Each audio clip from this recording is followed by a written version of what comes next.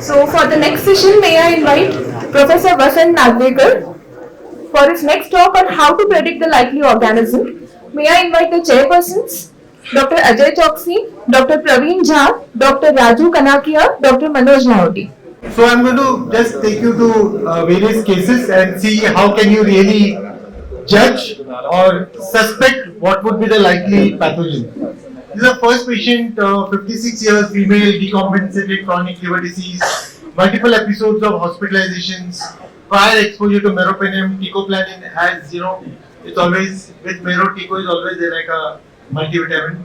Piperacillin tazobactam was being worked up for transplant, admitted with fever, drowsiness, ICU, inotropes, has a spontaneous bacterial peritonitis, 3,500 cells. So the transplant is out. His rectal swab showing carbar positive NDM plus oxa-48. Patient was started on meropenem and teicoplanin. Patient further becomes more drowsy, worsens as usual. All of us start with either piperacillin tazobactam or maybe ertapenem teicoplanin or meropenem teicoplanin. That's what commonly is started, or is cephalosporin sulbactam. So we all of us. I'm not going to talk about how to choose a BLI because all of us know that in India, 70 to 80% of the organisms in the community Enterobacteriaceae are ESBL. So the minimum what would you require is possibly a BLI until and unless proven that it is a sensitive organism. What is the guidelines? I went to so many international guidelines and those are completely not applicable to us. So all of them talk about ceftriaxone, cefotaxime, amoxicillin, clavulanic acid. All those don't apply to 70 to 80% of our patients. So those guidelines, treatment guidelines, just doesn't work for us. So the same patient further become more drowsy, worsens, increasing inotrope. All these are real case scenarios, and in fact I think this patient was also there for a couple of days. Urine output drops, rising creatinine, drop in platelets, worsening INR, blood culture now is growing a GNV. I think my previous friends, Dr. Preeti and Dr. Parikshit has already mentioned about once you have a blood culture GNV, what should be the next thing. So of course the BCID comes into the picture. That it is you do a BCID and it will tell you what is the likely organism and possibly it will also tell you about what is the mechanism of resistance for this person.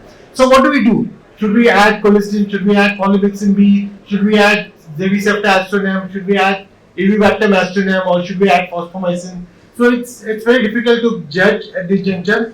But knowing that this patient has a prior multiple hospitalizations, Carba. So I think the key point to tell you here is the Carba R is positive. So I think if you can get a Carba R which is positive, you can start with meropenem or you can start with ertapenem. But if your patient is not getting better, then your rectal swab Carba, which was done, which showed this slide, it showed that it is MDM plus oxa and that might possibly help.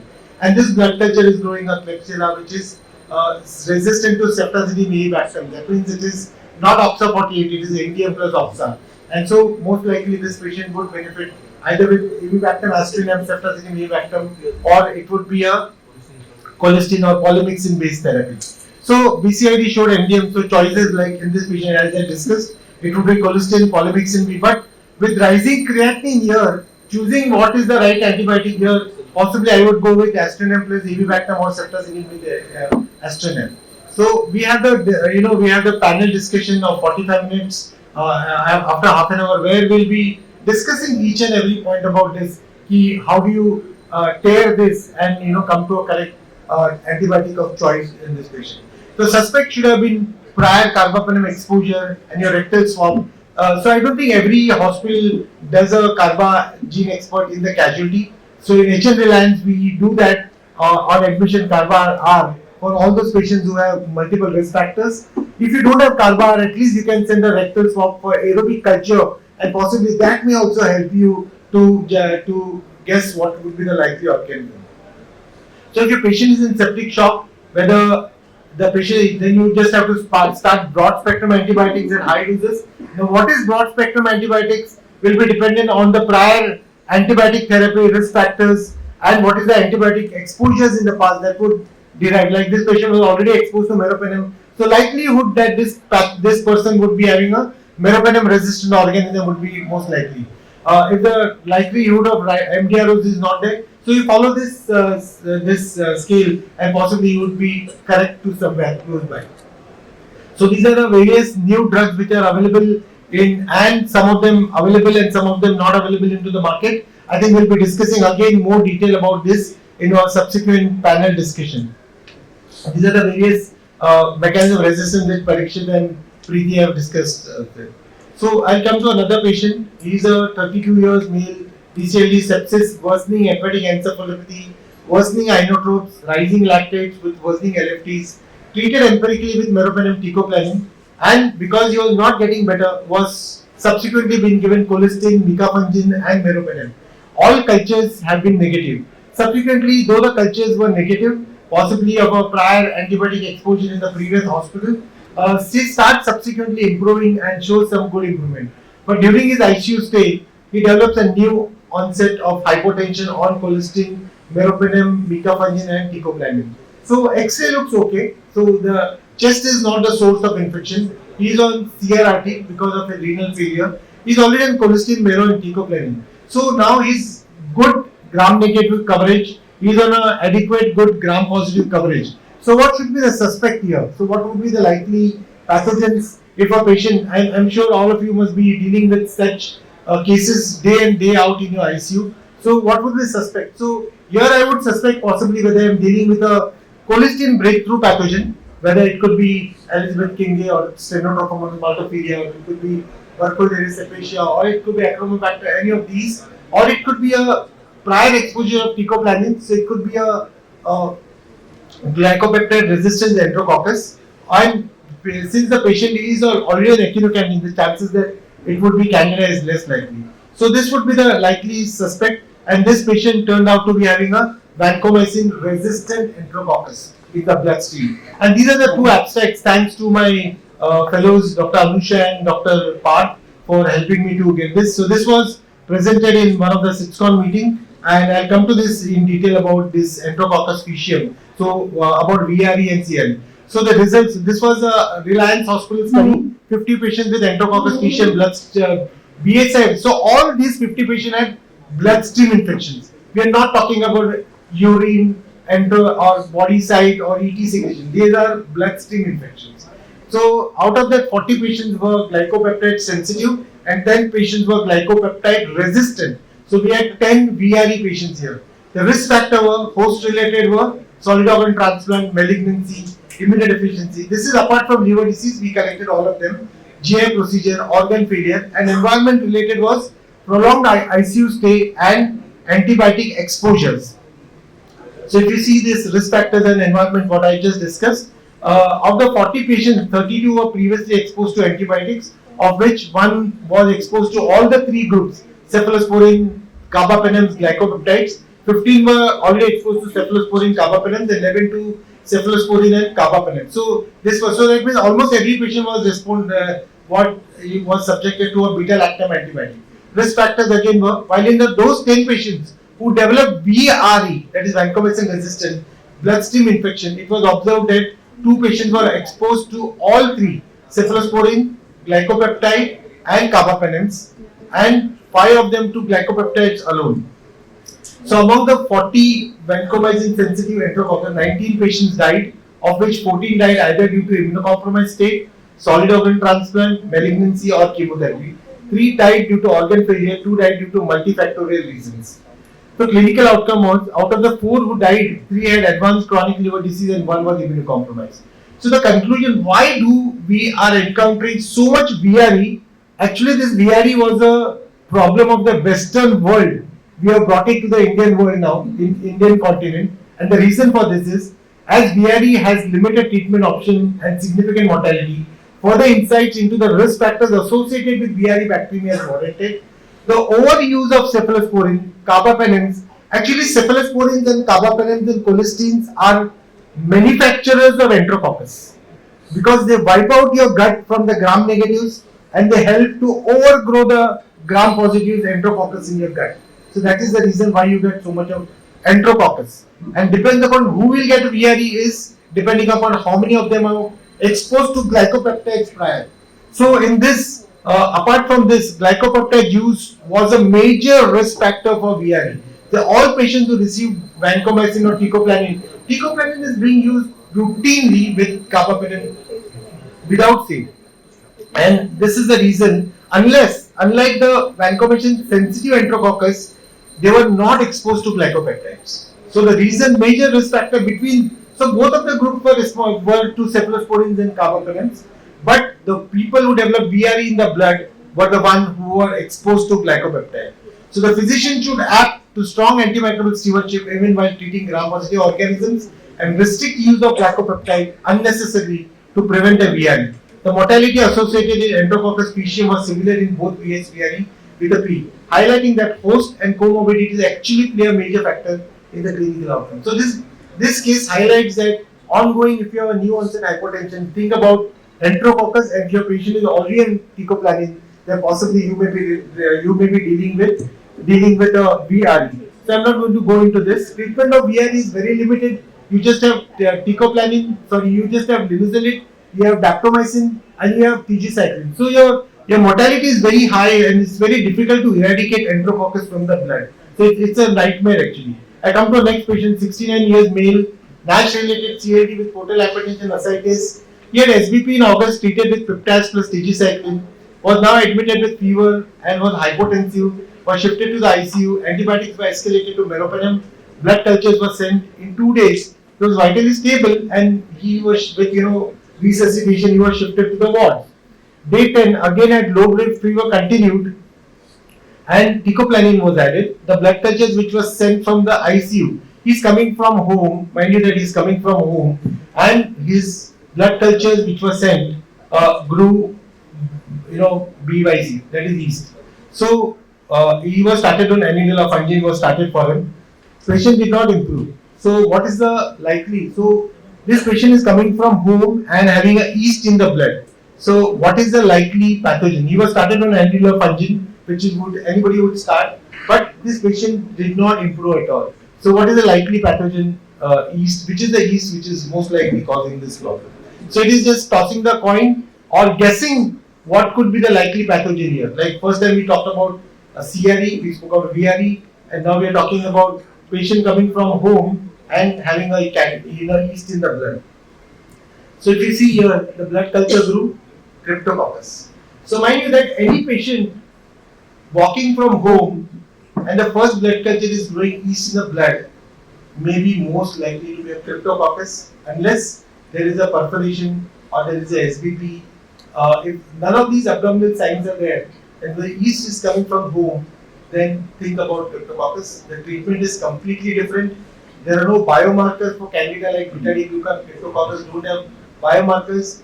We have been seeing good number of Cryptococcus in chronic liver disease patients, and Cryptococcus is a good friend of chronic liver disease patients. So we routinely keep sending cryptococcal antigens in all patients who are not doing well. You may be surprised that suddenly you may see a cryptococcal antigen coming positive. So this patient had a cryptococcal meningitis and he's got disseminated cryptococcosis. I'll just come to this last case and close this. He's a known case of DCLD, 30th November 24. All these are real case scenarios. This patient was just still there in the hospital. 24, he came to the ER with breathlessness, abdominal distension, pedial edema, weight gain, was hypotensive on dual inotropes. He was started on mero, tico, tigecycline, rectal swab was carbagine expert positive, NDM oxalate, improved off inotropes and was planned for a transplant. Transplant done on 31/24. Fever, he gets a post-op day 1 fever spike with hypotension requiring dual inotropes. His drowsy, arousable, ET cultures initially flagged. KP MDRO, he had a consolidation. Patient is still drowsy. He is on avibactam, astronem, colistin, and he is already on micafungin. He post-op day 7 worsening, HE, and finally had to be intubated. Blood cultures sent on Zevicefta, astronem, miraxis, daptomycin. Grew a ball already. We were showing a MDR Klebsiella. So blood culture is now growing yeast. So this is a patient who has been in the hospital now. He's already on echinocandins. He's already on broad spectrum antibiotics post liver transplant, and now blood culture is growing in yeast. So what do you think is what is the likely pathogen here? We spoke about Cryptococcus yeast coming from home. So here on a echinocandin, you're developing a yeast. So it's an echinocandin breakthrough pathogen, and it is apotrichosporum myco. I cannot spell it also, but it's from the trichosporon group. It is from the trichosporon group. So you have emerging yeast. So this is a trichosporon group of pathogens, and the epidemiology of non-candidal yeast, which you require to know. So any patient on echinocandins getting a yeast in the blood, it will be an most likely crypto, trichosporon, geotrichum. If the patient is being given your probiotics, then it could be Saccharomyces. So all these pathogens would come as a, and if you see trichosporon is all resistant to echinocandins, your geotrichums are resistant to echinocandins, and your Saccharomyces are resistant to echinocandins. So I would just go on to the last slide.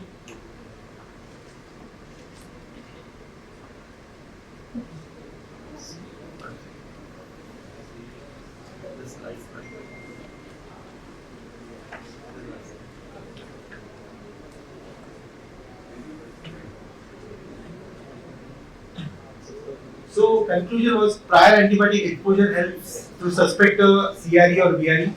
Rectal swab for kappa gene expert aerobic cultures help us.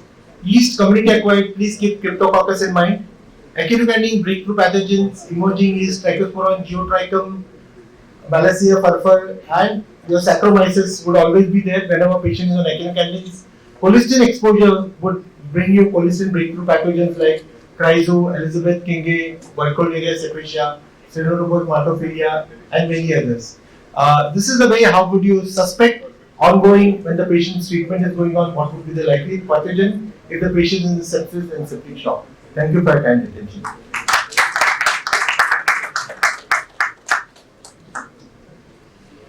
Thank you, sir. That was a very enriching talk.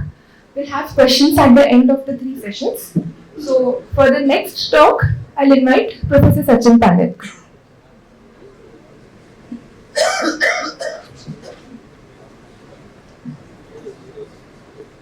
Good morning, everybody. At the outset, I would like to thank Dr. Akash for inviting me. Today's topic, after this hot discussion on detection and the treatment, this is assessing the response of antibiotic therapy in patients with advanced liver disease in ICU. It's slightly difficult topic because assessing the therapeutic response is difficult and no much data is available. Whatever data is there, it is a skewed data. I will try to cover this topic under the headings of introduction, common infections and the response assessment of these infections, clinical response and resolution of these symptoms, improvement in laboratory parameters for early detection and role of biomarkers, metagenomics and novel research in this era, and coexisting conditions complicating assessment difficult and future direction in this group. We know that advanced liver disease is the entity where there is a decompensation of end-stage liver disease, acute liver failure and acute and chronic liver failure, which has a life-threatening condition. With infection, there is increase in mortality. Up to 50% of the patients will have nosocomial infection, which are having treatment for another infections. 70% of the infection, as many studies have told us, that MDR and the number is rising in India and it is concerning. Assessing response in this subset is difficult because of the physiological changes, and there is an urgency to develop early detection and treatment strategies in this population. So the cirrhotic patients are immunely dysfunctions. There are many decrease in innate and adaptive immunity. There is inflammation which will lead to the gut-derived bacterial translocation, spontaneous bacterial peritonitis and sepsis. There are high chances of multi-drug resistant infections, and it will increase the hospitalization. By various studies, we know that the common infections in this advanced liver disease, spontaneous bacterial peritonitis followed by pneumonia and urinary tract infections, and nosocomial sepsis are in the tune of 30%. These patients are in ICU. There are invasive devices which increases the chances of infection, and there are more chances of multi-drug resistant infection in these patients. ICU stress, then sarcopenia and decreased nutrition is also contributing factors. The spontaneous bacterial peritonitis is present up to 40% in these patients. The positive culture or more than 250 polymorphs is the diagnostic thing. As we know that the non-responders are having high mortality in subgroups, early identification and intervention is crucial. In this subgroup, therapeutic response is assessed in many of the studies, and decrease in 25 to 50% ascitic fluid polymorphonuclear cells after 2 days of treatment is called as a response. If there is a failure to reduce this polymorphonuclear cells less than 250, there is a high mortality and recurrence of infection, and that's why there is a need to repeat the polymorphonuclear cell count after 48 hours. If it is still high, then we need to escalate the antibiotics, and high MELD, high ascitic SAC level, then positive ascitic cultures are the high risk factors which can have the low antibiotic response in this group. Pneumonia is second most common. It is associated with ventilators, previous antibiotic therapy. Pneumococcal vaccination, which was told in earlier lecture, is giving a slightly protective role. And the MDR infections are more common in nosocomial as compared to community acquired or healthcare associated infections. UTIs, mostly the source is catheters. Avoid the catheterization is the best policy. High prevalence of MDR is seen in nosocomial infections. See if infection is rising, and if the contributors are the prolonged hospital stay, immunocompromised state, number of infections with SBP and PPIU, it will have a high mortality burden. And as per the European Society of Clinical Microbiology and Infectious Disease, the response is definite here. After starting the treatment and up to 2 days post starting the treatment, if there is no diarrhea, then it is called as a response. If there is increase in clinical symptoms or any diarrhea, then it is called as failure in CDIC. So therapeutic response in this subset at least can be guided with the therapeutic guidelines, and antibiotic step up can be needed in this situation. We know that there are conventional detection methods like culture, and they are sensitive and cost effective, but they are time taking. It requires 3 to 4 days to get the cultures, and again, if we want to know the M.I.C.E. and susceptibility, it will require another 2 to 3 days. So we need a rapid detection methods. It was discussed in brief in earlier talks that we need immune-based methods, fluorescent in situ hybridization, RT-PCRs, and 16S RNA sequencing methods to get a rapid diagnosis of these patients. But the thing is, as a bedside hepatologist should know that we need serial blood cultures. The way we are taking blood cultures is it should be optimal, and we should take the proper hygienic precautions. Even the ascitic culture should be sent in culture bottles rather than the containers. So these are few practical guidelines to have a yield, and then on that we can treat the patient adequately. As the patient will require 2 to 3 days for getting the correct antibiotic pattern and the sensitivity pattern. Empirical treatment with the patients with the antibiotics is essential, and as per the international hepatology guidelines, SBP, UTI and pneumonia should be treated. These entities can be differentiated between community acquired infection or hospital acquired infection, whether these are simple infections or complex infection. As per that, third generation cephalosporin, piperacillin and ciprofloxacin and levofloxacin are the drug of choice for community acquired, while hospital acquired mostly required carbapenems, vancomycin, linezolid or targosids. And in sepsis, carbapenem, colistin, with or without teicoplanin is a drug of empirical drug choice. Coming back to the clinical assessment and the response to the antibiotics, we are having bedside parameters like fever, decrease in 2 to 3 days, mental status improvement or SOPA scores and biomarkers. But let me tell you, in advanced liver disease, these bedside parameters are not adequate. There is masking of fever, the mental status improvement can be detrimental because hepatic encephalopathy is always challenge to assess the mental status in these patients. SOPA score, as we know, there are modifications and we cannot apply this at the bedside for the clinical response. And as many people had told about the biomarkers, it is also not that much validated as far as the advanced liver disease goes. As the biomarkers, we know that CRP and prolactins are not reliable. There are new biomarkers like interleukin 6, neutrophilic lymphocytic ratio and lactate levels are better for sepsis monitoring. Elevated neutrophilic lymphocytic ratio is associated with liver related death, and these are not dependent on the MELD score or cirrhotic stage. In antifungal infection, the response can be guided better with BDG and galactomannan, and the serial decrease in BDG and galactomannan will be better for managing the therapeutic response in antifungal treatment response. As we know that because of the advanced liver disease, there is liver dysfunction, there is other drug metabolism, and there are reduced protein productions which will lead to increased free drug level, and because of this dose monitoring is required. There is risk of toxicity. Antibiotics like daptomycin, the dose should be reduced.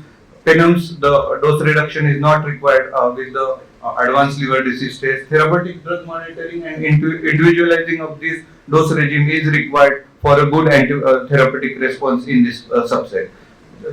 Because of the various pathological genetic changes, because of decreased drug clearance, distorted biomarker response because of the inflammation in alcoholic hepatitis, and altered drug excretion in renal dysfunction, and chances of nosocomial multi-drug resistant infection. Assessing the antibiotic response is difficult, and it's very challenging in this subset. The MDRs, as we know, and it is shown in many studies, like in NEGM 2021, it was told, it is seen that ESBL, MREs, VREs, and CREs in their descending orders are very common. They develop in ICU in a faster setting. Hand hygienation and de-escalation therapies are the strategies to prevent this MDR infection in the this group of people. What is the role of imaging in this? Means we know the clinical settings. We had started them an antibiotic and there is no response. Then we have to see about the bedside whether there is any hidden infection. CT can guide us to tell us about the hidden infections, retroperitoneal infection and pelvic infection. Even PET CT sometimes can be useful to detect the hidden infection if the response is not as the expectation and as per the antibiotic policies. As we know, if there is a persistent fever, worsening organ dysfunction, there is the antibiotic failure. So we need to cut down the antibiotics and we have to narrow it down as per the pathogen. We have to reduce the unnecessary broad spectrum antibiotics. This is essential to reduce the resistance, and the antibiotic pattern should be the place specific, and we know that in the ICU setting of X place there is antibiotic resistance with within this set of antibiotics. So one should use antibiotics in a proper antibiotic stewardship program, and which will certainly improve the outcome. What about metagenomics? There are few Indian studies which are going on with the gut microbiota and various genes available. One of the study done by Jasman Bajaj and group on the antibiotic resistant gene in 163 cirrhotic patients, and where the control was 40 patients on dialysis and diabetic, shown that this antibiotic resistant gene increases its expression with the cirrhotic progression, and it is not dependent on prior antibiotic use, MED score, hepatic encephalopathy, or PPI use or hospitalization for any category. And rifaximin use or no use will not change the antibiotic resistant gene. So as far as the disease burden goes, antibiotic resistant gene is higher as compared to the diabetic and dialysis control population, and this is having a poor prognosis. So many studies in metagenomics is required for the antibiotic response, and this is the way forward, because the routine studies will not tell us about the antibiotic response. Metagenomics will be giving us some clue about the patient's response, and if we do these studies on the stool and microbiota, I think that will be the way forward.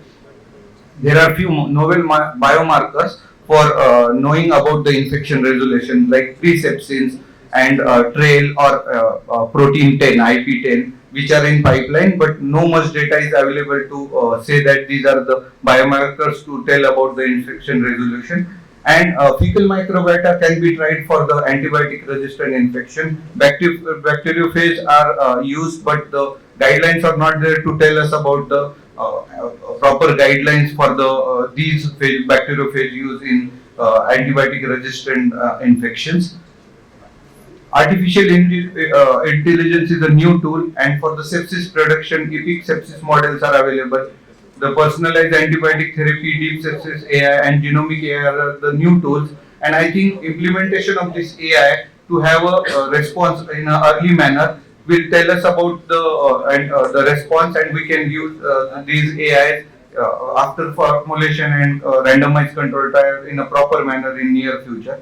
So the future is for the specific antibiotic dosing guidelines. There is much more about the pharmacodynamics and kinetics in these people. So specific antibiotic dosing guidelines are required. Multi-drug resistant organism screening prophylaxis is what is required, and rational application of antibiotic and even prevention of propagation of the pathogens in the ICU staff, strict control of invasive operation, and the guidelines on that will reduce the chances of MDR infections in these populations. Research is required in probiotics, microbiome modulation, and gut targeted therapies. And to conclude, I think there is a complexity of advanced disease. We cannot have one size fit all approach in this population. Individualized therapy is essential in advanced liver disease in ICU patients, and monitoring this response not only by clinical means and biomarker means is essential, but we need proteomics and metagenomic study to know about the response modulation. And antibiotic stewardship is much more important, and it is key to reduce the resistance and mortality in this population. Thank you very much.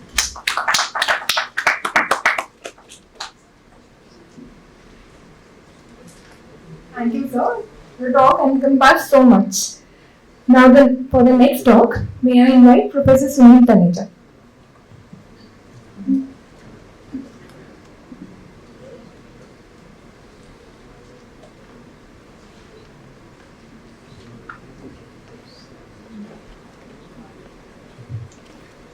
Good morning, and my sincere thanks to Dr. Akash for inviting me here. So I am just going to summarize the previous two talks. It's kind of summary of what has already been told in the previous two talks. So my job here is to talk about emerging infections, and we've heard so much about emerging infections by the previous two speakers. So why these emerging infections or pathogens are important? Now, we all know that it's an immune compromised state. Cirrhosis is an immune compromised state. There is a concern about global antibiotic resistance crisis, and we have data to show that the emergence of MDR is really going up, and you have 70 to 80% resistance to antibacterials which are available right now. Now, there is an increase in MDR and the XDR infections. I will show you the data on that. And there is increase in the prevalence of the non-traditional pathogens like fungus and viral infections, which are increasing morbidity and mortality in patients with cirrhosis. So, why are we talking about infections in patients with cirrhosis? Now, if you see the definition of cirrhosis, acute decompensation, non-acute decompensation, earlier we were just thinking of bleeding, ascites and NCAF as an acute decompensating event. Now, here you have infection also now. So, if somebody has an infection that becomes an acute decompensation, this is because it has poor survival. It's going to increase morbidity and mortality in patients, somebody who develops infection over a period of time. So let's see what has happened over a period of time. Look at the complications in cirrhosis. AKI or HRS has come down with treatment, and so has GIP. The mortality with infections is still going up in spite of getting such good antibiotics, and in spite of having such good care, the infections are causing increased mortality. Now, we've heard this from the previous speakers also. 5 to 10 times infections are more common in patients with cirrhosis. 40% cirrhosis will have bloodstream infections and bacterial infections.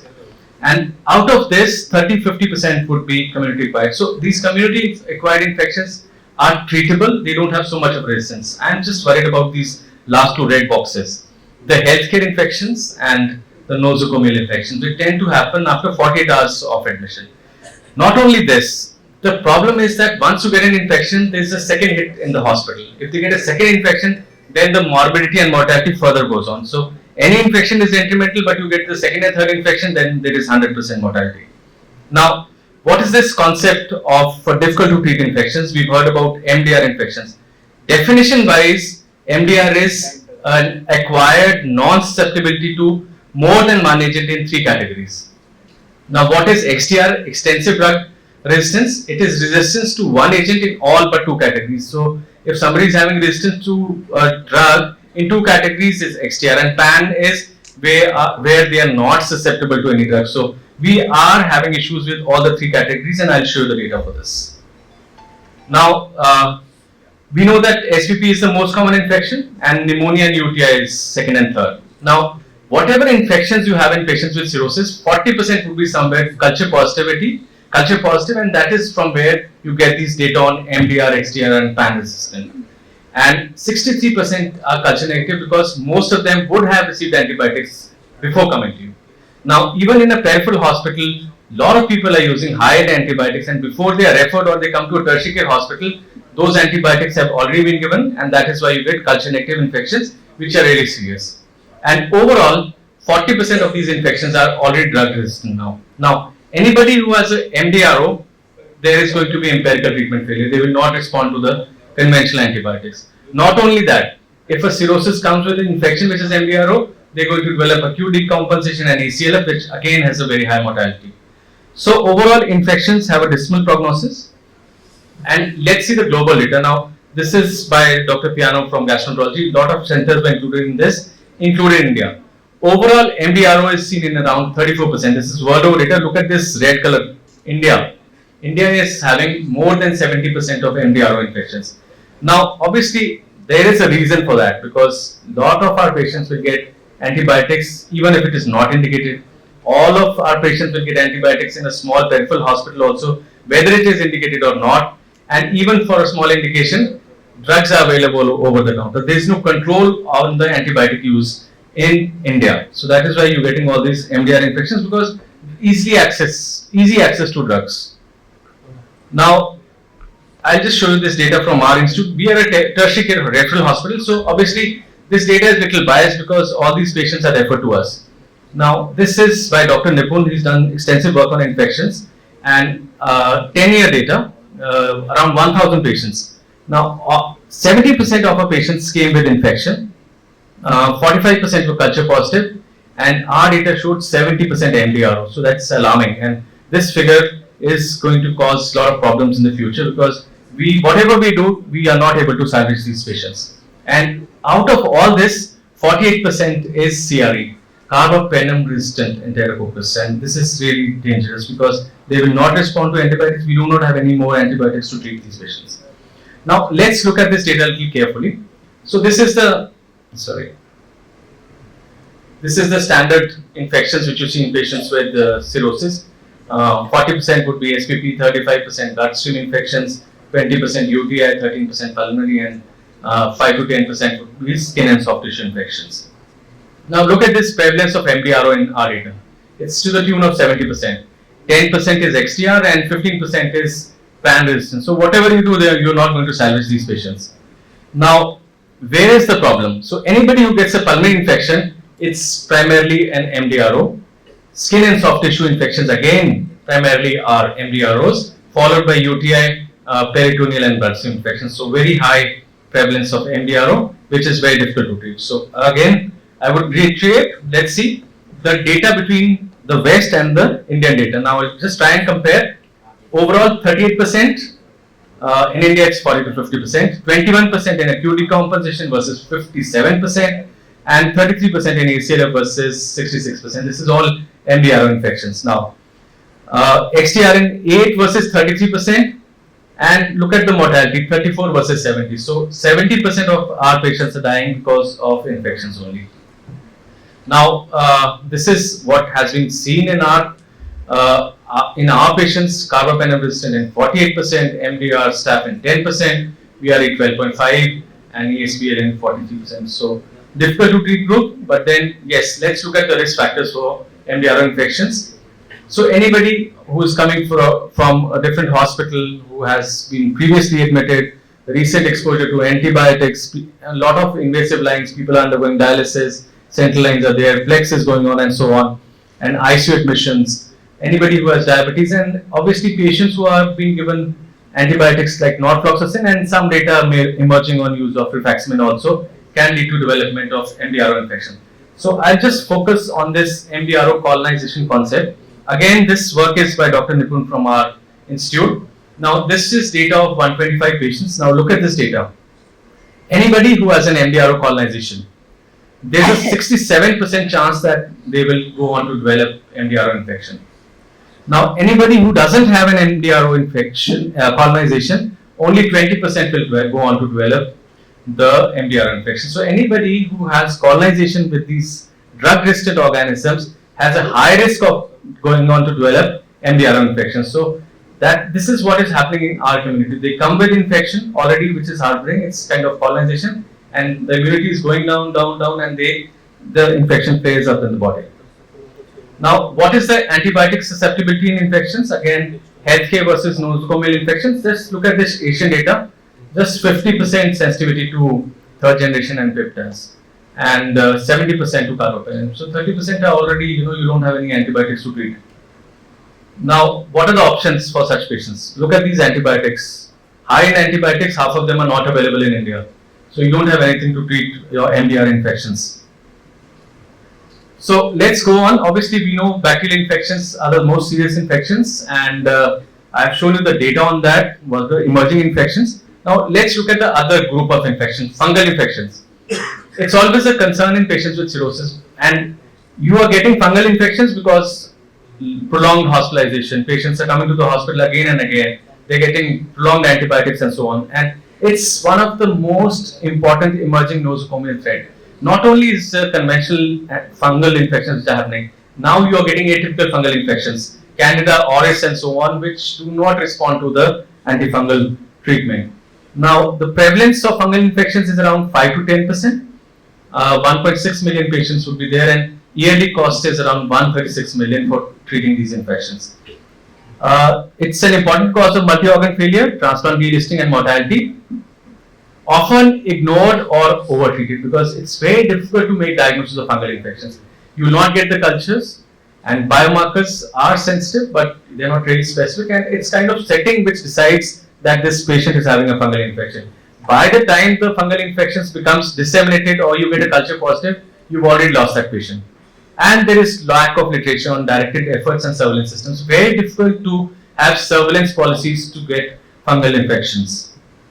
Now, how common are they? This is very important data from our center. Again, Dr. Nipun's work.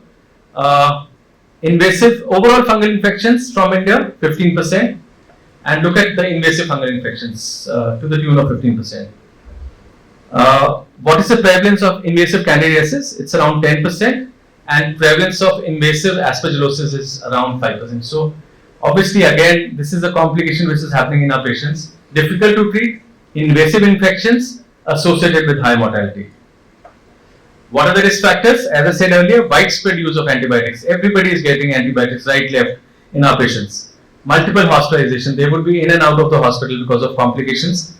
A lot of these patients undergo invasive procedure, dialysis, central lines, plex, and so on. And we know that fungus is everywhere. The moment the immunity gets down, the infection flares up. And there are a lot of studies which have shown what are the risk factors. I'm not going into the details of all these risk factors, but then this is for sure, the response to treatment is very poor and the mortality is very high with fungal infections. Now, what is the other thing which is there? Viral infections.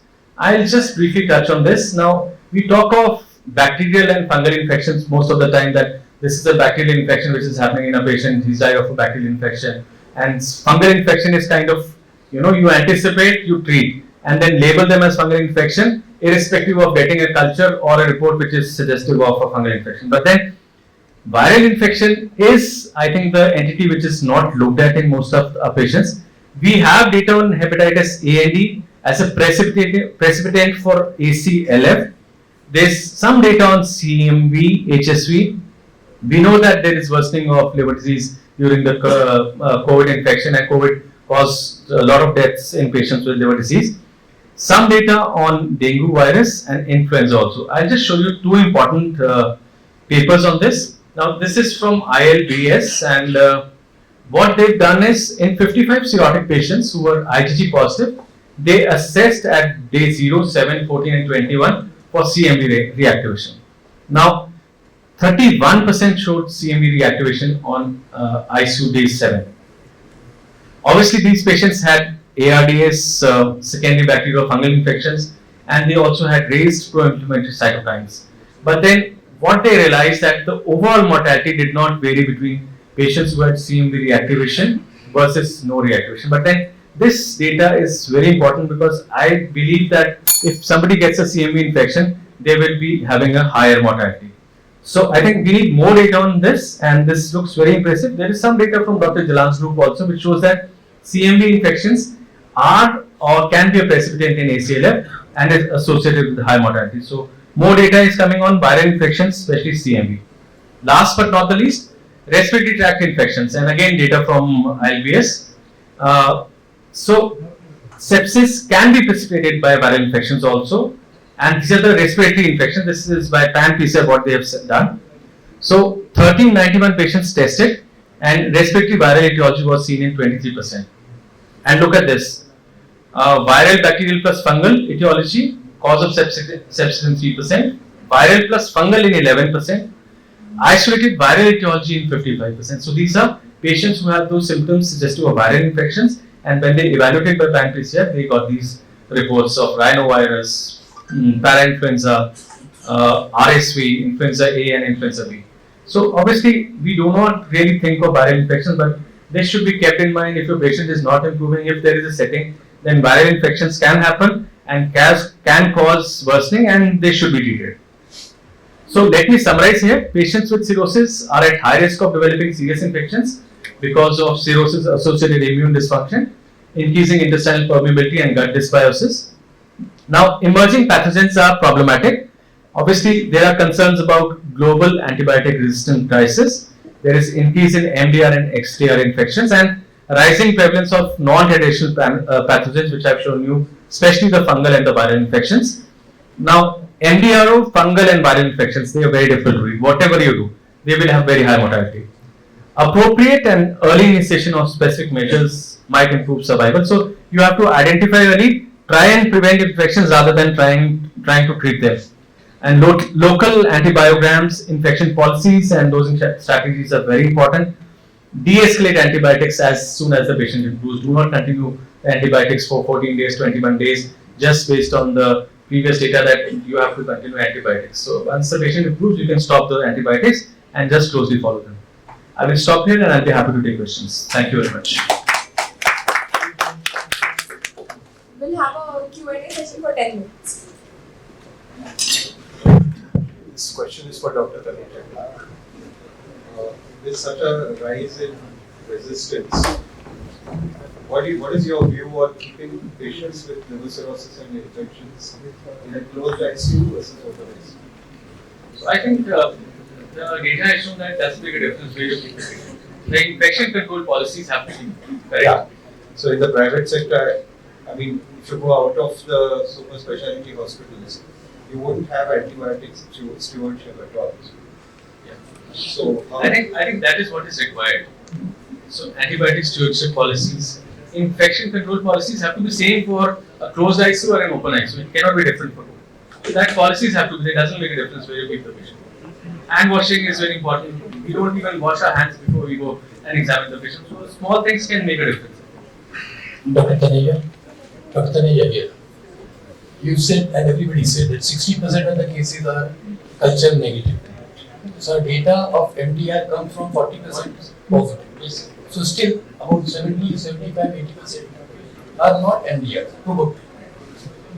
So a lot of these patients are already on antibiotics. Okay, true. Even if it is 40%, if the total out of the total is 40% and you're getting 70% MDRO, that's a serious issue. That's a very serious. No, the idea is, my concern is, the discussion has always been not to use ticoplanin, not to use vancomycin. On one side we talk of a seriously ill patient with cirrhosis. We have to start with the high end antibiotics and step down. So, I mean, is there anything wrong in continuing with ticoplanin as a primary treatment in a cirrhotic who comes very ill with infection? No, that's not wrong. So you have to stratify your patients. Critically sick patient, start from the top end and quickly de-escalate. But the problem, what is happening is at the lower level. Patient comes with a simple some UTI or URTI, he will be on Dept plus ticoplanin. That's the problem which is happening. That should not happen. Yeah. But I think this otherwise, de-escalation policy is very important. So we start with the top end. Multi-organ failures, obviously you need to give them good antibiotics. If they improve, then de-escalate quickly. Don't wait for 15 days, 21 days. Okay, let's continue antibiotics. Now, But even if they are going to remain culture negative, we have to continue the entire treatment course, right? So again, most of them will end up with the entire treatment course with your vancomycin or teicoplanin plus meropenem for anything up to 7 days or 10 days or 14 days, depending on the clinical improvement. So there comes the importance of clinical assessment and biomarkers. Now you can use those biomarkers also, which will help in clinical assessment. If the patient is improving, try and cut down the antibiotics as soon as possible. That's what is recommended now, and everybody is suggesting. If you want to prevent MDRO infections, try and cut down. And then we are worried about the carriage of the subclinical infected and the colonization. So that's again the other extreme, right? I mean, it's very difficult to decide. So I believe, see, pneumonia when we are treating, we initially treated for 14 days. Now they say yes, 5 or 7 days is good enough. But nobody has decided, I mean, beyond 5 to 10 days, even the standard textbooks mention that for SBP your treatment course should be anything between 5 to 10 days. All the standard textbooks say that your protozoal infection, I mean, for amoebiasis, antibiotics are for 7 to 10 days. Now, I give it for 10 days or I give it for 5 days, I'm not very clear. And it's almost double the time duration. So I think this is a very important point. Now, it's very difficult to decide about de-escalation and going up on the antibiotics also at times. So it's a kind of, you try to give a broad spectrum coverage to all our patients. You know that cirrhotic is a sick patient. You know, obviously we know that mortality is very high. You try to cover with everything. But then these guidelines are not very clear. Nobody knows. The correct answer would be that nobody is sure how long to continue and when to de-escalate and when to escalate. It's just based on some biomarkers and some clinical assessment. I would say that, you know, there are a lot of things which are coming up. You do a pan PCRs and you're getting blood, stool, urine, I don't know what all is coming. PCRs are going to remain positive. I feel that, Yes. you know, it's being overemphasized. True. Long as the DNA is there in circulation, even with the krill virus or krill organism, my PCR is going to remain positive. It's going to be So there. much of an emphasis It's on- there, but it's being treated. That's a problem. Yes. Right? So it's been recommended that you treat everything which is coming here and there. I don't know, that's not correct what I feel. About your CMV reactivation, the criteria was CMV PCR viral load. More than, yes, viral load more than 500. Any cutoff point? 500, they've taken 500. 500 Anything more than 500. Is it a standardized 500 as a cutoff point or? No, in this study they have taken, just one study. So, but we are still not very So clear. again, this is very important. So as in a transplant setting, you look at the patient, even if the viral load is less and there is a setting you treat. Similarly, I feel that in cirrhotics or in immunosuppressed state, you need to treat if there is a setting for that. So infection versus disease again in CMV is always controversial. Is daptomycin available? Because everybody Medicine is available, but we are not. It's available, but we are not using because we don't want infections in India. But it is available. You can use. It's available. Sir, scenario of a patient who is in the ICU, MDR treated, planned to be discharged, giving oral antibiotic for either a SBP, secondary prophylaxis, versus a patient who had a respiratory infection, pneumonia. So would you be giving them any oral antibiotics? You have already given probably a 10 or a 14-day course of IV antibiotics. So would you be giving them oral prophylaxis or not? Yeah, I think obviously for SBP prophylaxis has been used in the past, but then recent data which is emerging is they've shown that even if whether you give it or not, the outcome doesn't really change. So this again is a controversial topic, that whether all these patients should be on prophylaxis, because again the issue of emerging of MDROs.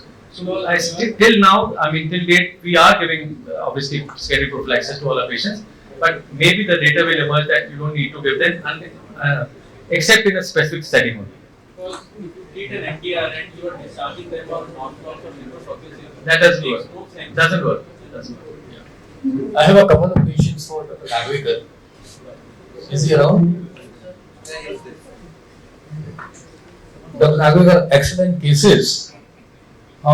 In fact, do we have any data about the rectal swab positivity for the carbapenem AR? Sensitivity and specificity to diagnose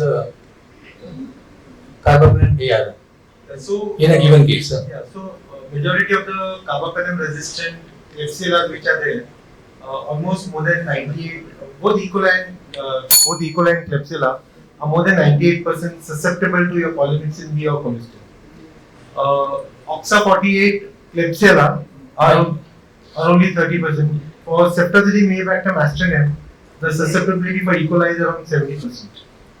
Now my question is, the sensitivity and specificity of rectal swab for carbapenem AR being done in the casualty of the emergency department. So we So had what is the sensitivity? So we had evaluated randomly how many of them would develop a, CRE, those who are colonized, how many of them would develop subsequently in the hospital, how many of them would develop bacteremia. Okay, so what we had studied was around 5 to 7% of them would develop bacteremia, those who are colonized during the hospital stay, for whatever reasons they have come. So not everybody would come in sepsis and septic shock. So we are not segregated that. But during my discussion in the panel discussion, I am going to show you the small data of last 1 year. How many were colonized with carbapenem resistant Enterobacteriaceae and how many really got into the bacteremia during the transplant. So it's a very, very small study of only 1 year. We require to look at a larger data and we are going to look at 5 years data. But I'll show you that data. It's a very small number, but still it makes a lot of difference. And in your third case, the patient with cryptococcus Yes. coming back within 5 to 7 days. So he was in the hospital just about 7 days earlier, has been treated with antibiotics, broad spectrum, the largest coverage. So do you still call it community acquired cryptococcus, or it is probably the part of nosocomial or Cryptococcus is never a hospital acquired infection. It is always community acquired infection. Cryptococcus is one invasive fungal disease which can linger around for months together, where patient would just come to you with mild headache, body ache, fevers, and we miss out. I know patients with cryptococcomas moving around in their OPDs, coming and moving from one OPD to the other. So they linger slowly, and some of them present acutely, but you can have cryptococcus presenting symptoms going on for a couple of months as well. So I just want to have two questions. So Dr. Sunil, we know that there is a concept of resistance and tolerance in any infection, like a patient who acquires a colonization or a bug on a site where it can invade. Person gets infected or develops sepsis if there is a breach of these tolerance mechanisms in the body. So very important aspect to improvise these these tolerance and resistance is the nutrition and the frailty of these patients. So what would you recommend to prevent patient going on to the infection and sepsis as to patient who's in community, and that should be the message for residents? No, I think it's a kind of general statement that you have to take care of nutrition. Infection control policies in your ICUs have to be there. And so whenever you see your patients in the OPD, please don't prescribe antibiotics to all of them. That's very important, because even in the slightest, cough or small suggestion to say that there might be an infection, people are being prescribed antibiotics. That should not be done. And second, sir, as in surviving sepsis guidelines, especially patients who are culture negative, let's say patient has come with ACLF, 2 organ failures, you are drawing blank on the cultures, still guidelines recommend empiric antimicrobial broad spectrum. So how do you think the rectal swab can guide actually the medical management of antimicrobials? At least as per surviving sepsis guidelines, they say it can be taken into account of past infection with MDR or can be considered to think about the empiric antimicrobials. So what is your thought? I think especially in your populations with hepatology and ACLFs and all that, I'm not talking about general sepsis patients, but your patients, your main problem is the gut and the translocation from the gut into the bloodstream and getting into the peritoneal cavity. So I would, if your patient, like the first case which I showed, that he was put on meropenem, he was in the ICU on teicoplanin and then was not doing well, whereas the rectal swab was kappa positive, I would start with if your rectal swab bedside is kappa positive and if the patient is in sepsis septic shock, I would go send 40 ml of blood, very important, 2 sets of blood culture, 40 ml of blood, not one bottle.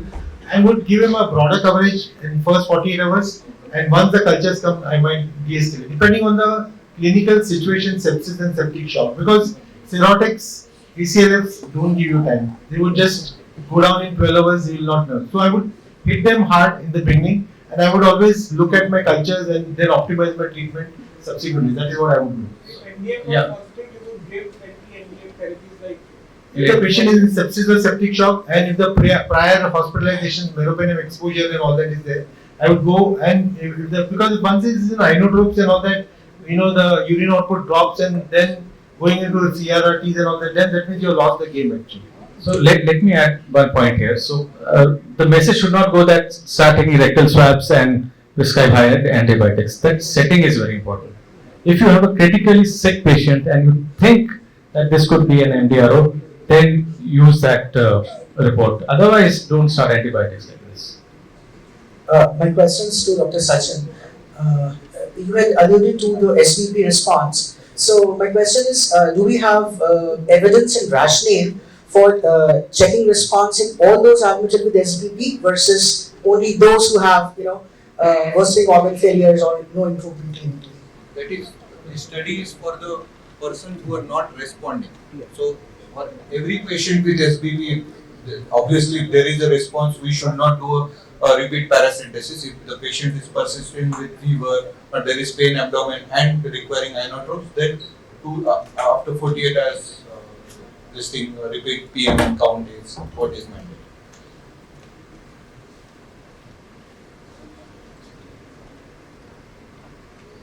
Sir, one last question. My question is on the oral rifaximin. How long we should give oral rifaximin when the patient has history of HE? So data shows till transplant or it is lifelong till now. But then there is some concern about emerging infections with rifaximin. Till now, transplant or till death.